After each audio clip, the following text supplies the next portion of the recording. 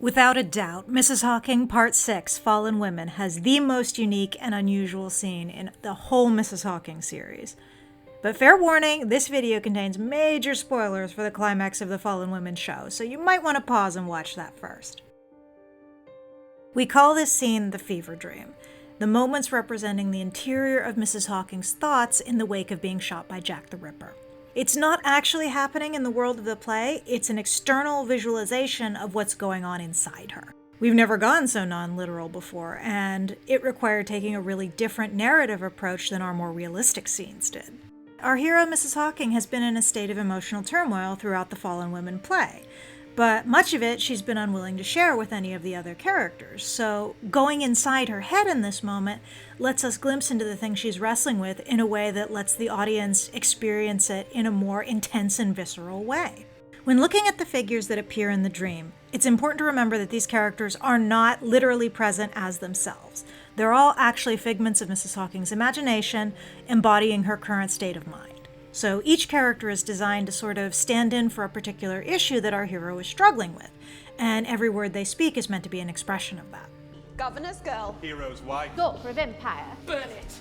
Burn it all to ash! The dialogue here does not flow like a conventional conversation, but it rather builds this thematic through line by invoking various concepts, emotions, and references to moments from our hero's past. Do you think I'm afraid? They finished it! What's that they say? You make men afraid. Like, a bunch of the lines are drawn from scenes the audience can recognize from previous shows, which suggests the impact that these moments had on Mrs. Hawking. I had to be certain they saw you for what you are. Others are not from scenes we've witnessed, but are implied to be past memories of things that happened off stage in the course of this story. Pulse in my veins.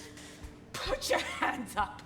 God blast you, fight back! Do you think I'm afraid? And some are the synthesis of her negative feelings, projected onto the person currently voicing that issue in her mind. It's finished! Finished before 50, even he made 51. Elizabeth Frost is the voice of her self-doubt, taunting her for her failures and focusing on her mistakes. This is emphasized by the moment she appears as she did when she was Mrs. Hawking's governess, the person who scolded her and constantly reminded her of all the things that she didn't know. There's a cost to living the way you do. Who do you think you are? By now, Mrs. Hawking has learned that Mrs. Frost has betrayed her to the Ripper. But then I've heard a word from Kingmakers not to be ignored. And she realizes that Frost manipulated all her weaknesses to bring her to this point. So Frost's presence demonstrates Hawking's disappointment in herself for all her recent failures. Clara is the embodiment of judgment, Mrs. Hawking's conception of how many people around her view her actions, both those that have witnessed them and how they might react if they ever did. My funny old aunt. Mrs. Hawking lives an unconventional life, and she chafes at how much she has to hide and appear to conform if she's to carry on without being interfered with. Lately, she's felt like she hasn't had any good recourse to deal with her struggles, and she feels judged for what she's resorted to, such as retreating into her association with Mrs. Frost. Given that Clara is happy and comfortable in her social role and that Mrs. Hawking doesn't get along with her, it makes sense that the force of judgment in her mind wears the face of her nephew's wife. It's deliberately unclear whether the figure played by actor Christian Krenek is her nephew Nathaniel or her late husband Reginald, because at times he's one, at times he's the other, and at times he's both at once. Because I'd do anything.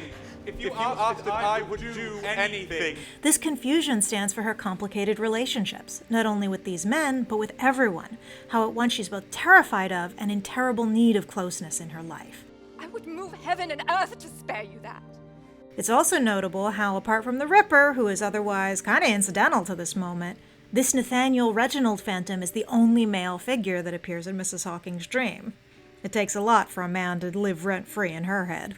The Ripper's presence is downplayed in this scene, as he deliberately is throughout most of the play, but his zombie rise in the middle of it speaks to Mrs. Hawking's fear that everything she struggled and sacrificed for is for nothing, and that she cannot even claim having vanquished this evil while the rest of her life falls apart.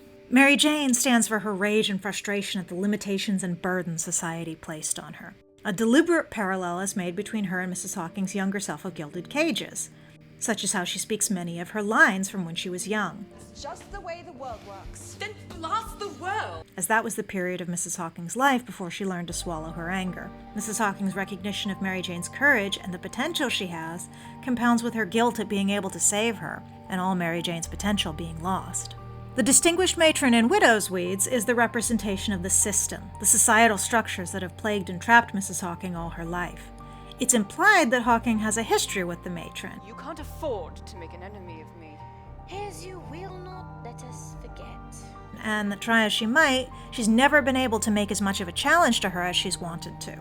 It's interesting to note that much of her dialogue is actually echoing Lieutenant Governor Stanton, Mrs. Hawking's father, in his appearance in Gilded Cages, as she also saw him as a prominent enforcer of the status quo. You're a very fortunate girl. You ought to count yourself that way. The figure of Mary spends most of the piece lurking on the fringes, face obscured. This is because she represents two things that Mrs. Hawking is trying to avoid dealing with: her sense of legacy and her fears for her relationship with her apprentice. All of Mrs. Hawking's hopes for the future rest on Mary, and she's terrified that Mary is about to leave her life and their work forever. Her attempts to keep Mary out of her thoughts now parallel how in the real world she is pushing Mary away to protect herself from the pain of being abandoned. You'll notice that even here, Mary is placed in opposition to Mrs. Frost, the best part of herself versus the worst. And in this dark moment, Hawking is allowing her instincts toward despair and isolation to drive out the hopefulness and connection that she doesn't feel strong enough to fight for. Finally, there is the presence of Madame Malika at the very end of the fever dream. In this point of absolute desperation, Mrs. Hawking calls up her image as one last grasp at comfort and strength, as the only better friend she ever had than Frost, and the only person to have beaten them both. Mrs. Hawking reverts to a memory of her more hopeful youth, and pictures Malika as she was in their girlhood. Let's explore the cellar. Or go down to the pond and catch frogs. But even in her own head, Hawking cannot imagine a Malika who does not hold her to account, transforming into her mature, heroic self and encouraging her to confront her responsibilities and mistakes. What can I do? Whatever you can, whatever you have to, the way we always do. Hawking, however, feels too weak to live up to this and collapses, begging for comfort. But Madame Malika, in the full figure of her magnificence, not unkindly reminds her that she has none to give. Please don't go. Victoria! I have been gone a very long time. And Malika leaves, as the life seems to be slipping out of our hero. We had to pack a lot of information into a scene that moved fast, hit viscerally, and couldn't use our conventional toolbox. Next time we discuss the fever dream, we'll talk about the technical choices we made in staging and editing it to give it maximum impact on our audience. I am lighting.